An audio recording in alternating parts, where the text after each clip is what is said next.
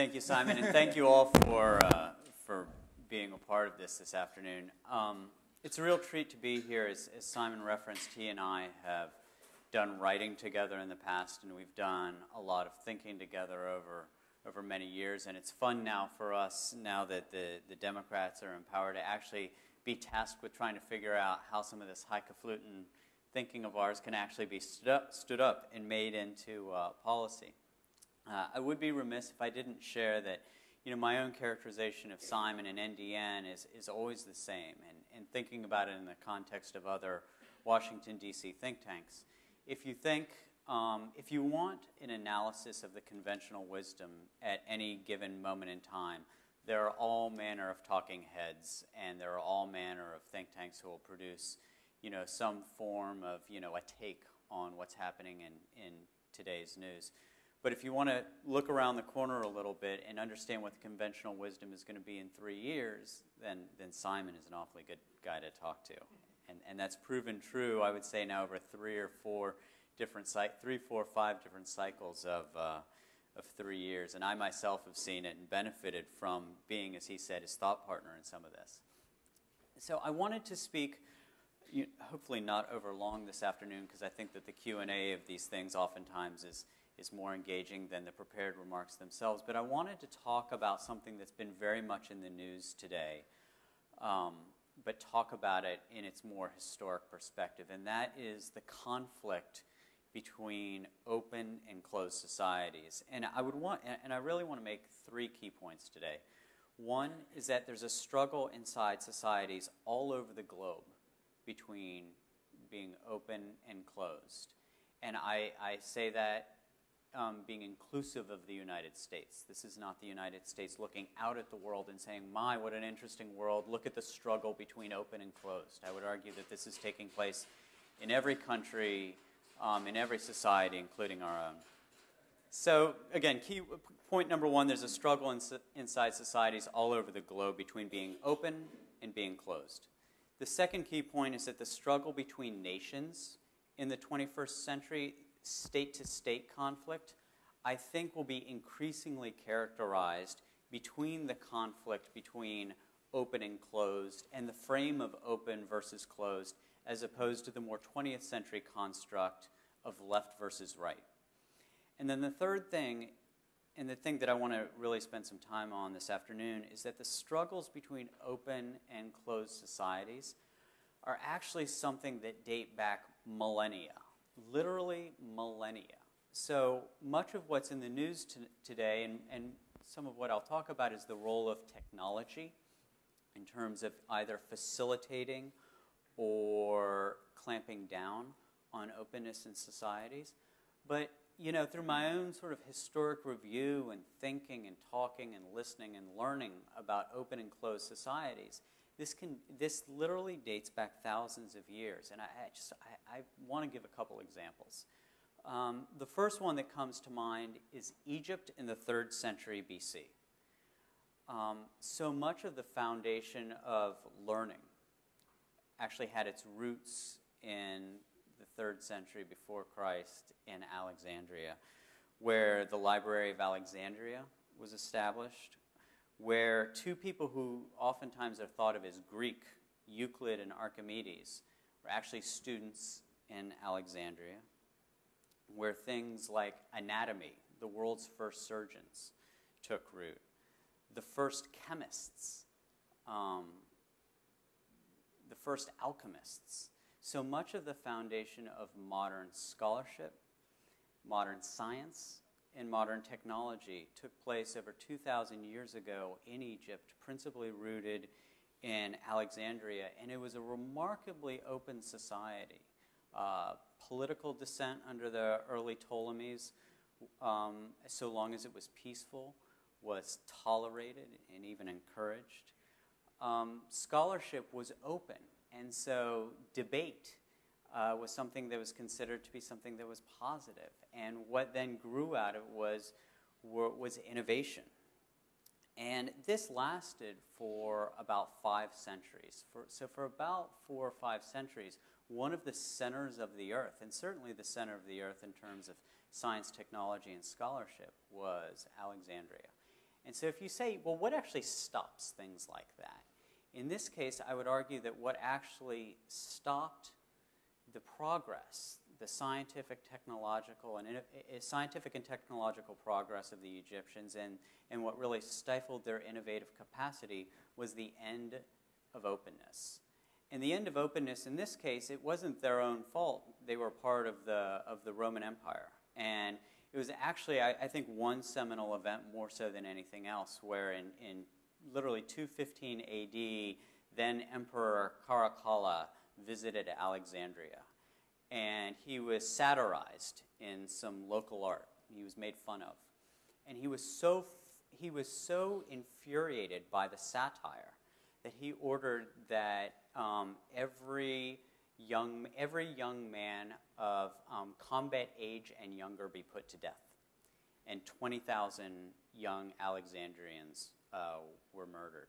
And that was sort of the end of openness. And if you think about it, literally in 200 AD, you could see, a crackdown on satire, which sounds remarkably true to form in many of today's societies. That played out in the 4th century when the then Holy Roman Empire said, we no longer allow religious pluralism, and so temples, religious coexistence and such things were basically put to an end throughout the empire, and so ended scientific and technological progress in Alexandria. We then could see this, centuries later during Europe's Dark Ages. So why, we call it the Dark Ages. Why do we call it the Dark Ages? I think, and many scholars think, that we call it the Dark Ages because of the fundamental lack of progress over a period of centuries. But what a lot of people who are sort of Eurocentric don't realize is that during those Dark Ages, there was actually remarkable progress taking place thousands of miles away in the Middle East. So while Europe was languishing, there was a golden age of Arabic science, the so-called Islamic Golden Age. And it was during this period that Arabic scholars invented algebra, the number 0. They discovered planetary motion and myriad other breakthroughs. And they were influenced by a Quranic injunction that I think is wildly under-acknowledged, and it's incredibly important. It's a profound piece of the Quran. It says, quote, "The ink of a scholar is more holy than the blood of a martyr." So let me repeat that again. The ink of a scholar is more holy than the blood of a martyr. Now, I don't know about you, but I don't hear that piece of the Quran very often. But that point of view held fast for literally centuries. For hundreds of years, that was the dominant view of the leaders throughout much of the Middle East. And it was during this period that the Muslim world included scholars who collected, synthesized, and significantly advanced the knowledge gained from ancient Rome, China, Persia, India, Egypt, North Africa, Greek, and Byzantine civilizations. So it was this remarkable period, and the center of it was Baghdad. And so it's remarkable to think, again, let's think about Baghdad in the current construct. What do we think of it as? We think of it as a center of conflict, a center of combat, a center of religious intolerance, a center of religious intolerance within the Muslim faith. Yet for a period of literally hundreds of years, because in part of that central tenet of Islam that the ink of the scholar is more holy than the blood of the martyr, scholarship reigned true, and it was, for a period of centuries, the great driver of mathematical, scientific, and technological progress. Now, Simon mentioned an example that's, I think, better known to many of us, and this, again, if you're going to be Western-centric for a moment, and that is in the history of Europe and the history of open versus closed societies in Europe. So the Dark Ages were the classic closed societies. My own people, the Catholic people, were able to keep not just spiritual, but also intellectual and political hegemony for periods of centuries. From the 4th century, when the Roman Empire became the Holy Roman Empire, until the 15th century with the creation of the printing press in 1455, that's a remarkably long period of time where there was relatively static political, religious, and intellectual hegemony. And the reason for that is that the society was largely closed. The church controlled access to the written word. It controlled access to the Bible and used that text as the basis for its political, spiritual, and intellectual authority. And so even, I'm speaking of my own people here, even though there was an enormous period of a lack of progress, because there was because it was a closed society, there was this enormously long period of a lack of progress that was then blown to bits by the creation of the printing press. And it's not a coincidence that the Age of Enlightenment, the Protestant Reformation, and the rise of what we now know as the nation state came on the heels of the creation of the printing press and its grand consequence of creating a more open society. And it's interesting to me in thinking about this day, April 12th in history. So on April 12th in 1633, sort of the last vestiges, the last gasps of that closed society in Europe reared their heads, where today, actually, however many hundreds of years ago, was the first day of the Inquisition against Galileo. And so you could see those were the final moments of the gasp of a closed society, and what rose from it was a more open society which unleashed economic prosperity and which unleashed, too, near global political hegemony.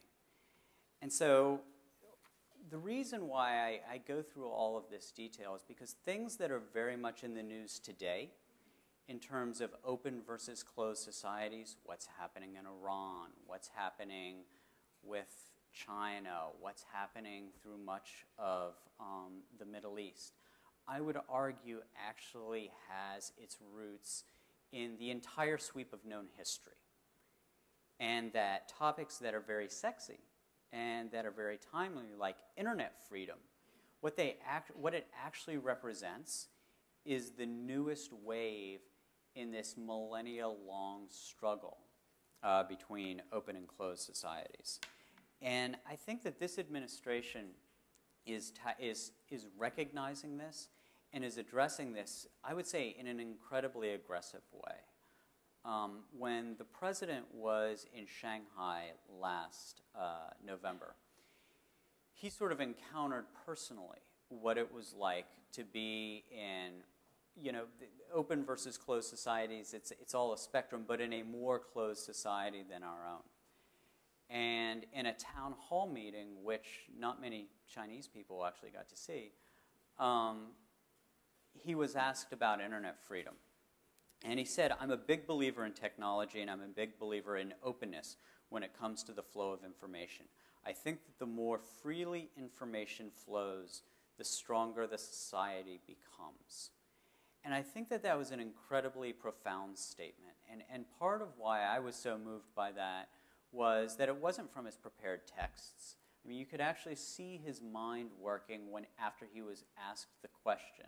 And I think what then came from that was a moment of remarkable profundity that I don't think has been much remarked upon, but which I think is actually going to be something that characterizes all 8 years of the Obama administration. Secretary Clinton has herself obviously been very attentive to this as well. Throughout 2009, she and the State Department had to contend with the struggle between open and closed societies, particularly as it manifests on our global communications networks, particularly as it related to internet freedom. We saw examples from the post-Iranian election aftermath in June, to an entire revolution being organized over Twitter, to the suppression of dissent in places like Western China with the Uyghur uprising. Repeatedly, month after month after month after month, we would see the role of our global communications networks playing an increasingly prominent and central role in our foreign policy. And what that produced was a very thoughtful period of several months where we engaged in thinking and policy making in this area, and which the Secretary then rolled out on January 21st with what I think was a paradigm-shifting speech on internet freedom. And she made a statement that I think is very important, where she said, quote, this issue isn't just about information freedom. It's about what kind of world we want and what kind of world we will inhabit.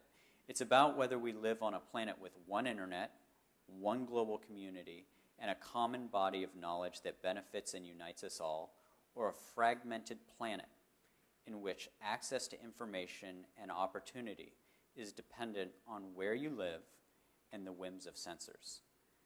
So when I think about that statement that she made, what I hear and what I read into that is that societies all around the globe right now are themselves going to determine whether they enjoy the next generation of prosperity or whether they themselves languish in sort of a 21st century dark age of their own making.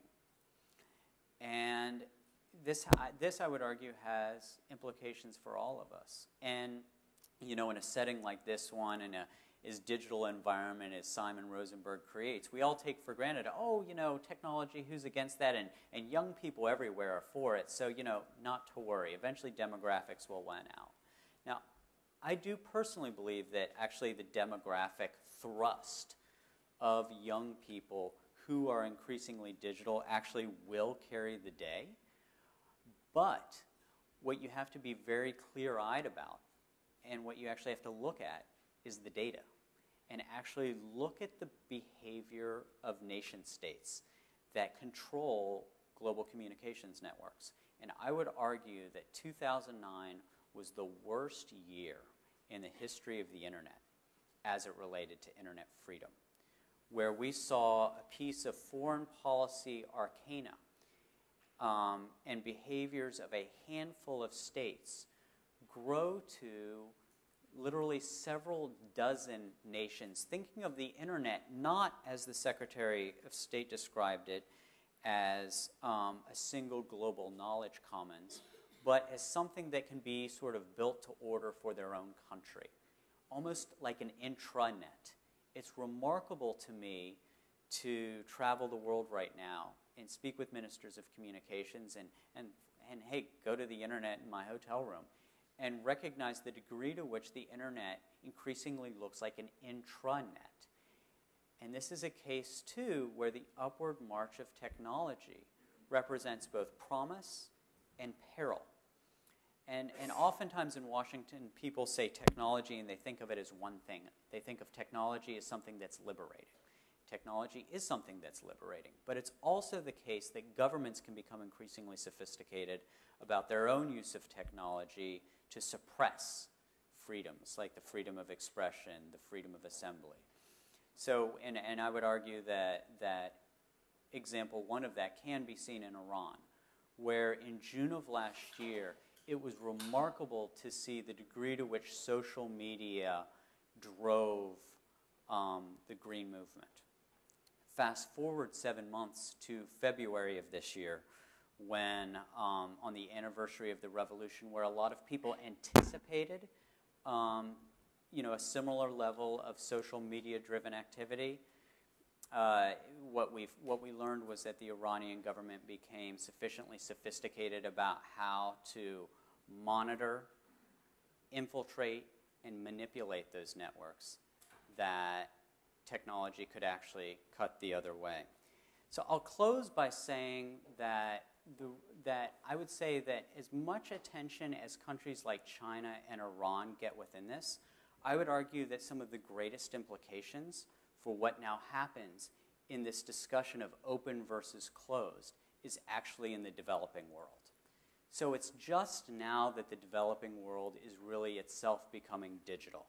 Last week rather, was my 1-year anniversary in government. And when I came into government on April 6th, 2009, there were 4.1 billion mobile handsets on the planet. Today, 1 year later, there are an estimated 4.6 billion mobile handsets. So 1 year, in addition, more than 10% increase, more than 500 million mobile handsets, 75% of which are in the developing world. And it's just now that developing nations throughout Latin America, Africa, and Asia are determining what the internet will look like in their country. And I would argue that the choices that they make will determine whether they see an age of enlightenment in the 21st century or whether it's a continuation of poverty. But this is going to be a fun topic for all of us, and I'll be listening to Simon as we try to figure out what to do about this in the months and years ahead. Thank you. Thank you.